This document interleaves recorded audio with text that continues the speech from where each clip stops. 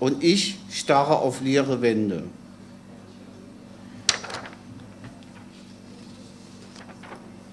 Ich bin am Abend erwacht, als Maske, die jetzt locker lacht. Was weiter? Woher meine Kraft? Komm, du holde Schwesternliebe, sei mir wohlgesinnt, damit ich schlafen kann, wie ein Kind, wie ein glückliches Kind.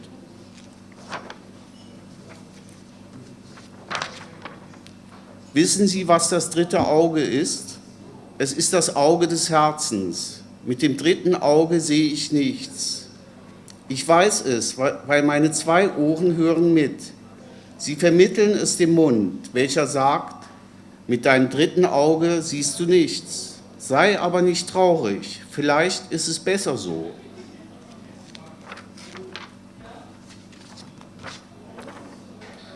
Ich ging heute in den Park spazieren. So viele fremde Gesichter fragten mich, woher ich komme, wohin ich ginge. Ich wusste keine Antwort. Sie wandten sich alle von mir ab und zerstreuten sich untereinander. Der Himmel verdüsterte sich. Es begann zu regnen. Ich lief schnell nach Hause. Als ich angekommen war, verriegelte ich die Türe. Keiner sollte mich finden. Hier werde ich stehen, weil ich gehöre zu den Blinden, obwohl ich sehe.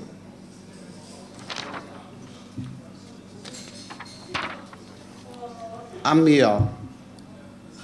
Tausende Vögel fliegen. Es rauscht. Ebbe und Flut. Keine Dünen, nur mit Menschen gefüllte Promenade. Die gehen ein und aus in eine Kette von Hotels. Die Vögel schreien. Die Menschen rufen nach dem Liftboy. 18. Etage Hotel Hilton. Eine Regenwolke kommt am Horizont auf. Spielende Kinder werfen sich einen Ball zu. Sie schreien, toben und jauchzen.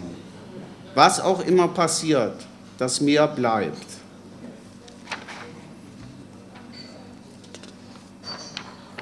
Ein Morgenlied. Guten Tag zusammen. Klipp, klapp. Die klappernden Geräusche vorbeigehender Passanten. Das monotone Geklapper von 1000 Stöckelschuhen. In unserer Tür Konturen einzelner Gestalten. Die Sonne kommt herein. Im Radio spielt eine Polka. Zünde mir eine schon vorher angerauchte an und warte. Die Müllabfuhr ist da. Ich höre einen Mercedes vorbeirauschen, nach langer Zeit. Plötzlich wird es still. Ich reiße eine Seite aus dem Notizbuch heraus. Guten Tag zusammen. Klipp, klapp.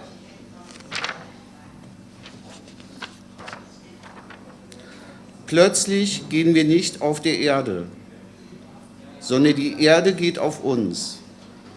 Der letzte Rand der Welt ganz unten geht weiter und zieht uns runter. Vielleicht in Richtung Himmel. Auf den Köpfen zum Meer merken wir, wie die Welt untergeht. Aber wieso hängt das Geschirr noch an der Wand?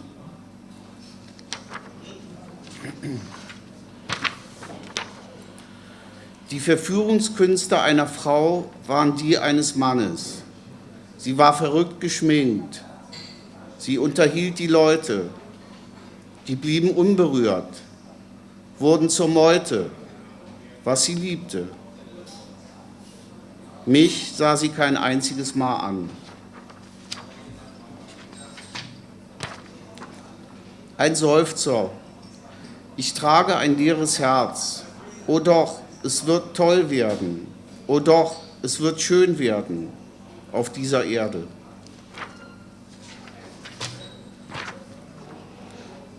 Ein Leben wurde mir gegeben. Ich sehe es verschwommen. Mit Augen, die verkommen. Bereit, mich zu erheben. Bereit, mich zu bestreben. Schauen mit hoffnungsvollen Augen die lediglich berauben, das Leben.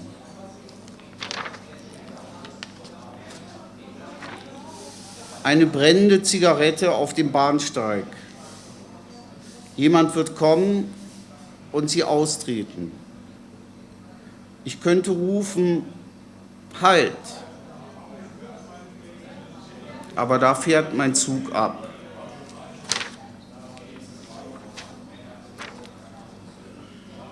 Du gehst über eine Brücke, du schaust dich um, du staunst, du vergisst, du vertraust, du vermisst, du kommst irgendwo an, du wirst geholt, du gehst mit, du fragst dich, wie bin ich da hingekommen?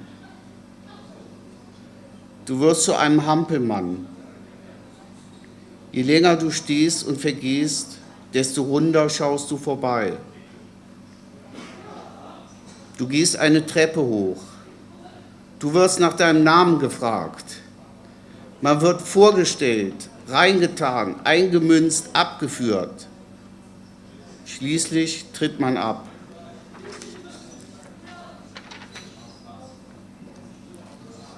Und nun ein Teil von Aphorismen. Immer wenn ich in den Spiegel schaue, sehe ich einen Fremden. Das Positive an Michael Jackson: Man ist nicht so allein. Wodurch unterscheidet sich ein Neurotiker von einem Psychopathen? Der Neurotiker sagt, mir geht es schlecht, aber ich bin gut. Der Psychopath sagt, ich bin schlecht, aber Hauptsache, es geht mir gut. 13 Jahre Schule. Was habe ich gelernt? Meinen Mund zu halten. Woher kommt das Wort irrational? Von irrational. Neurotiker. Welche Menschen könnten sonst den Rest der Welt so zum Lachen bringen? Letztens dachte ich schlecht über Jesus. Am nächsten Tag war Christi Himmelfahrt. Das Chamäleon. Es wird sich noch auf dem Sterbebett der Situation anpassen. Woody Allen. Obwohl der mutigste Mann der Welt, zugleich auch der ärmste. Die Menschheit steigt über ins Nirvana und er geht weiter zum Psychiater. Männer reden nicht über Gefühle, sie haben sie.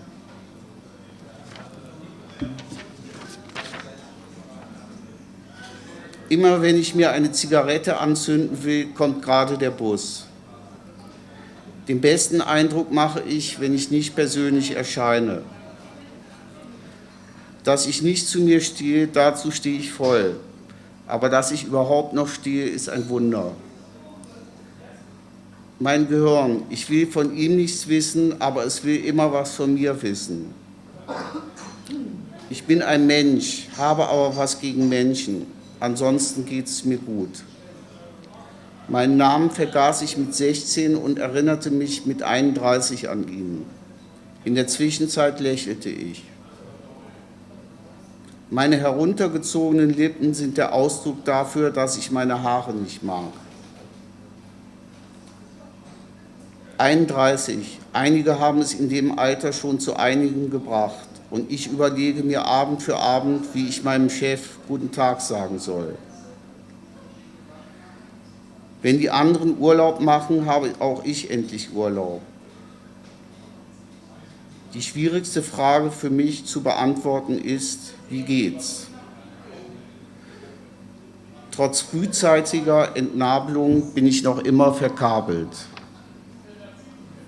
Heute ging ich nicht zu einer Party. Sie wurde besser. Selbstmord, niemals. Vorher bringe ich mich um. Meine Abendmeditation, mir im Telefonbuch die Namen aller Psychologen angucken.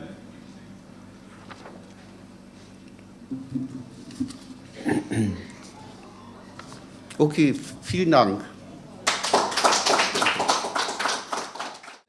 Okay, also das erste Gedicht, das ist Das heißt, Oktober macht 006. Ist zwar noch nicht Oktober, aber vom Wetter her könnte man es eigentlich fast schon meinen. Traurige Kälte am Ende des Sommers. Die Welt überfällt mein Herz. Roter Tee, aus blauen Tassen getrunken. Kaninchen nach dem Weg befragt. Tage verbracht mit Wegen durch die Stadt. Die Disteln am Straßenrand, längst verblühtes Gestrüpp. Papier stapelt sich vor den Häusern. Kleine Kinder sammeln Kastanien. Das Laub stinkt nach Verfall. Lärm wird von der Musik übertönt. Die Ruhe, die durch uns stürmt. Gleise rattern unter Transportern. Transport klappert zum Ort. Elektromagnetischer Smog beflügelt uns zur Telekommunikation. Mobile Erreichbarkeit eingeschränkt. Der Pony Express überholt. Eine Telegrafenleitung quer durch die Köpfe. Eine Ausstellung expressionistischer Maler. Ein Konzert von Voltaire. Ich habe nur noch 50 Cent. Es ist ein langer Weg nach Guggenheim und trinke Wein aus Tetrapack. Und jetzt kommt ein Liebesgedicht. Ohne dich ist der Kaffee bitter. Ohne dich ist der Tee zu fad. Ohne dich ist die Grapefruit sauer. Ohne dich gibt's gar nichts, was ich mag. Industriezucker, du bist so raffiniert.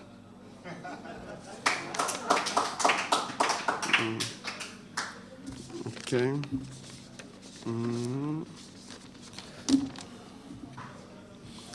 Okay, das heißt, das nächste heißt Kommunikation. Ist übrigens, ich weiß nicht, kennt jemand Asphaltspuren aus Düsseldorf? So eine Literaturzeitschrift. Die haben die letzte Ausgabe zum Thema Kommunikation, ist da rausgekommen. Auch sehr interessant, kann ich nur weiterempfehlen. Also Kommunikation. Wer braucht das schon? Wir tauschen Waren, völlig anonym und brauchen dafür nur Äquivalente aus dem Bankautomaten zu ziehen. Ruhelos wie Nomaden sind wir alles nur Monaden. Statt einwärts aus dem Land kommen wir nicht raus. Wo willst du eigentlich hin? Die Vordertür beschwert sich, die Hintertür wehrt sich. Zwischen der Wahl, was ich haben will, habe ich nicht darüber nachgedacht. Es ist noch mitten in der Nacht, vielleicht treffe ich Menschen im Supermarkt oder nette Gangster im Volkspark. Ja, das Volk ist wieder am Start. Es hat nicht an Fahnen gespart. Jeder mit jeder sich paart. Alle zusammen im Gleichschritt. Gemeinsam Unterhaltung ist in. In dieser Szene wird ein Hund begraben. Finde ihn in weniger als 7 Sekunden. Die toten Wächter schnuppern am Kadaver. Ihnen schmeckt's Spektakel. Wer verreckt, wird 7 Monate nicht entdeckt. Hast du gehört? Wenn's, wen stört's? Geh zurück nach Haus. Die Sonne geht schon aus. Es wird wieder Nacht. Und dann zurück in den Park. Diesmal nackt. Warten, bis die Erfahrung zupackt. Bis die Leiche in den Sack gesteckt wird. Das ist nicht mein Problem. Okay. Bestand. Beständig trage ich silberne Tabletts, auf trägen Händen stolpere, stürze an die Decke, es erhebt sich Lärm, in der Halle Krawall, im Saale gediegene Langeweile, Kreise mit Kreide, aufgemalte Bodentätowierung. Der Präsident dieser Sitzung erhebt sich, erklärt die Regierung, die Linie nicht überschreiten, die Mitte nicht betreten, von wegen, ich muss doch das Essen servieren. Als ich es wage, schreien die Irren. Habe ich mich geirrt? Was war nochmal meine Aufgabe heute? Die aufgebrachte Meute will mich lynchen. Dabei brachte ich doch erst das Trinken. Okay.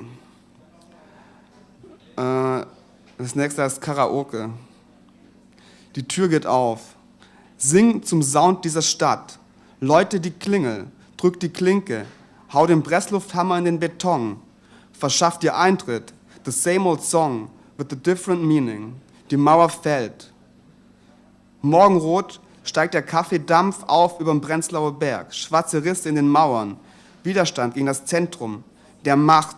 Kreuzberger Nächte, versoffen mit der U-Bahn ins Kissen. If I can't dance the revolutionary action, I dance for my own satisfaction. Straß auf, Straß ab. Tanz zur Architektur der Stadt. Das Dach stürzt ein. Und nochmal was zum Äquivalent, das hatten wir vorhin schon. Und das heißt auch Äquivalent. Ich lege die Waren auf das Förderband, greife in die Tasche, nehme den Beutel in die Hand, leg das Geld auf den Tresen, ein Tausch so abstrakt, wir reisen durchs All, in Science-Fiction-Romanen gelesen, ein Stück Papier gegen Arbeitsprodukte, am Fließband bedruckte, produziert für den Supermarkt. Arbeit gegen Essen, ich tausche mit, ich muss fressen, im Kaufrausch vergessen, welches Verhältnis in der wahren Welt besteht, wessen Arbeit durch meinen Magen geht. Aber immer noch besser, als mit dem Messer auf die Jagd zu gehen, einen Mammut zu erlegen und mit zerfetztem Pelz in einer zugigen Höhle zu stehen. Jetzt habe ich, glaube ich, was vergessen. Genau. So, das ist das Letzte. All Tomorrow Parties. Unterwegs durch die Nacht. Im Tanzschritt von hier nach später Wirklichkeit. Hinter ätherischem Nebel, agitiert vom Taumel, Träume im Rausch, bis die Sonne sich müde aus dem östlichen Sessel erhebt. Der Morgen, Frühstück in der neuen Dunkelheit, die neue Wege eröffnet. Ungekannte Ekstase, rasen durch die Stadt, ständig auf der Suche nach der nächsten Location. Action Time Television, flieht vor der Langeweile. Was zu tun wäre, Bier holen. Danke.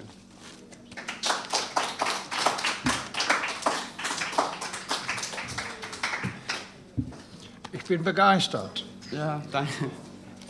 Sagen Sie uns auch noch mal vollständig, wer Sie sind, bitte. Also ich bin Andi Haller und ich komme hier aus Bonn.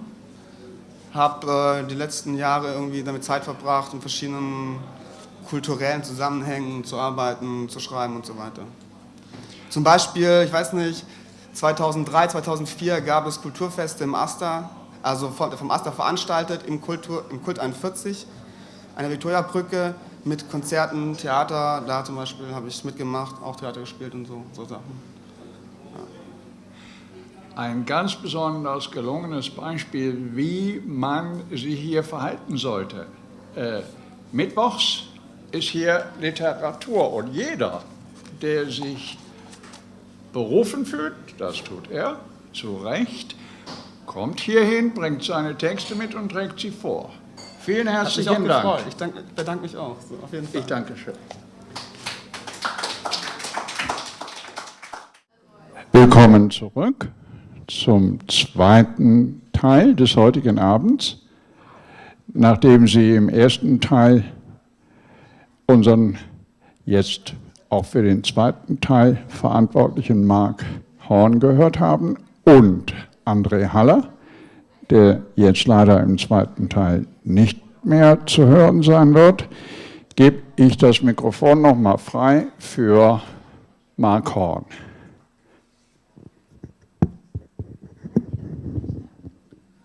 Ja, vielen Dank.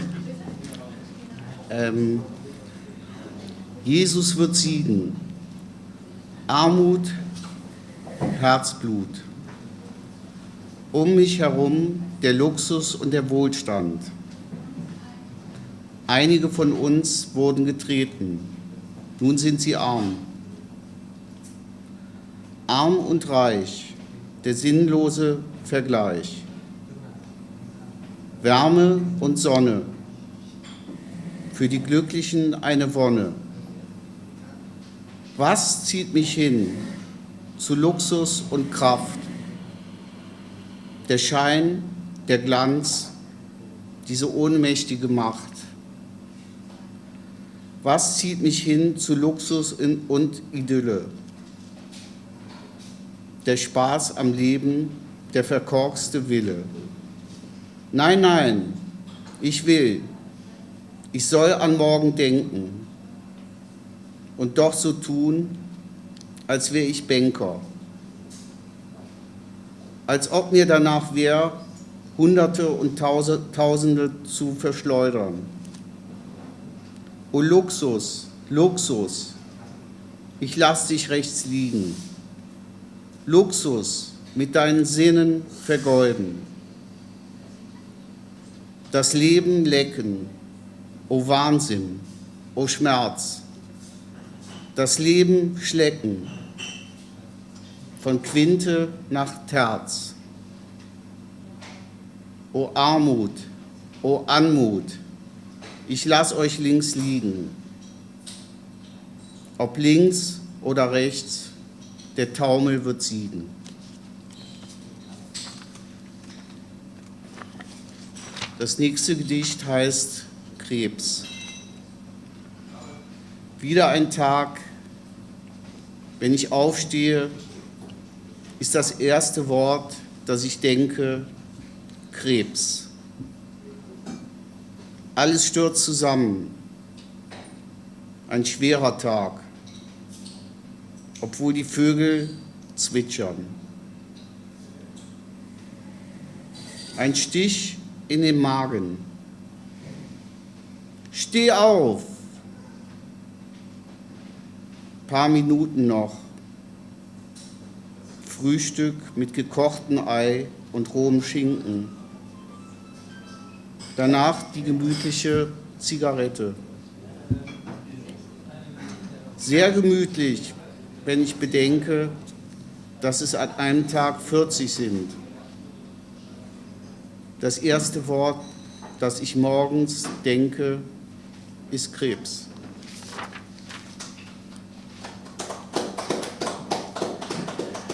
Danke. Sie wird nicht mögen, mich und Musik. Die, die schon lange tot sind, mögen mich auch. Mögen, lieben, darum dreht sich die Welt. Ich brauche Geld. Ich brauche ein Zimmer. Ich brauche Menschen. Ich muss jeden Tag einkaufen. Ich muss die Wäsche in die Wäscherei bringen. Ich muss Mathematik lernen. Ich muss klug sein, damit ich nicht übers Ohr gehauen werde. Ich muss klug sein. Ich bin sehr gern allein. Höre den Wellen zu. Weit weg. Ganz nah. Rauf und runter. Träumen von einer Frau, die zu mir passt. Anpassung? Es könnte alles so schön sein. Das wird ein langer Abend werden.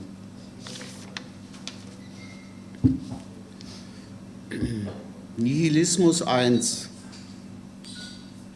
Das Nichts hat keine Lust, sich zu übersteigen. Es missbraucht Telex, Telefon und Rechnungen. Es fährt ohne Urheberrechte schnurstracks nach Gerolstein. Es schaut Frauen unter den Rock. Am liebsten würde es aufgeben, den leichten Weg gehen, den nichtigen Weg, den Weg des Nichts. Peng 1. Peng. Dieses Licht auslöschen. Aus. Erstaunen. Eine Leiche. Konnte er nicht in ein Hotel gehen? Er brauchte viel Liebe. Komm, lass uns Trampolinspringen gehen. Peng.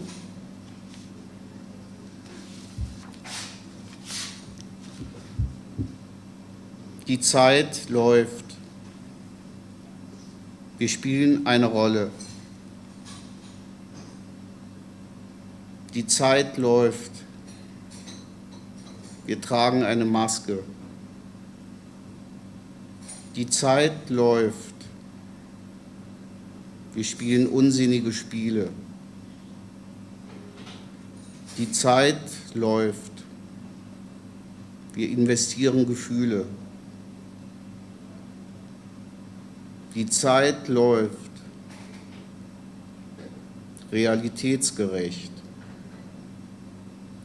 Die Zeit läuft. Wir arbeiten mehr, als wir müssten. Die Zeit läuft. Wir werfen uns gegenseitig den Ball zu und lachen. Die Zeit läuft. Wir filtern Informationen und machen.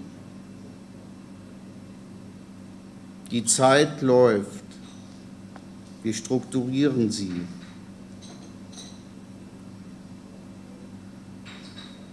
Die Zeit läuft.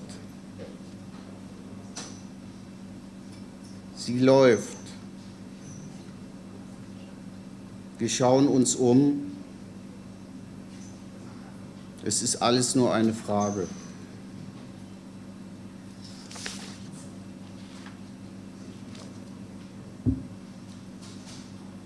Wo warst du? Ich war. Es durchlöcherte mich. Ich war hilflos. Sie schauten mich an. Ich ging weg. In mein Zimmer. Draußen.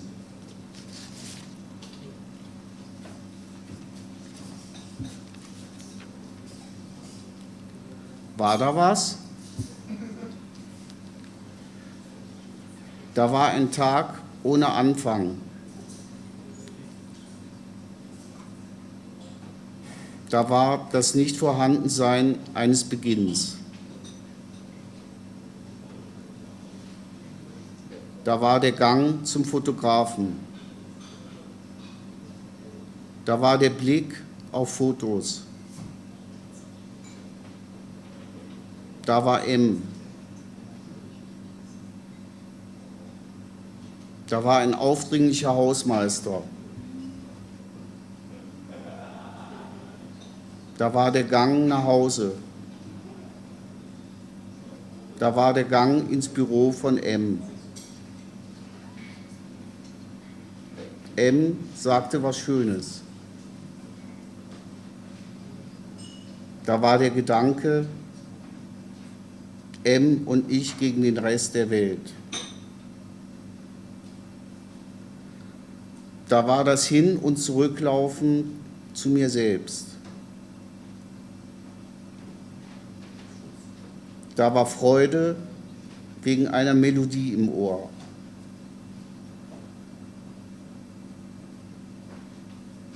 Da waren auf einmal P und L.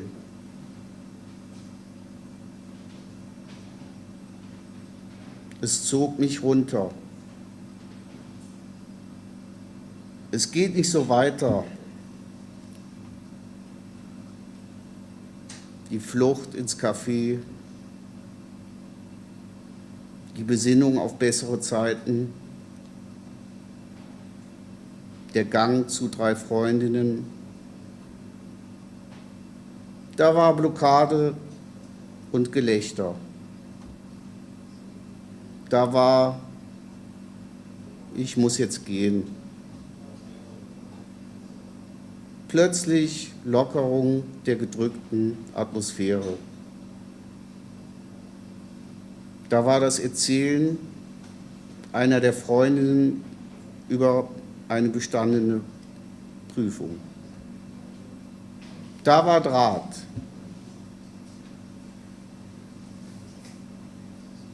Da das Hören von Musik und dort das Ärgern, sogar Empörung. Da war dann das Gespräch mit meiner besten Freundin über meinen wunden Punkt. War da was?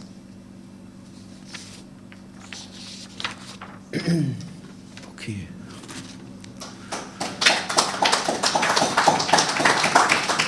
Danke.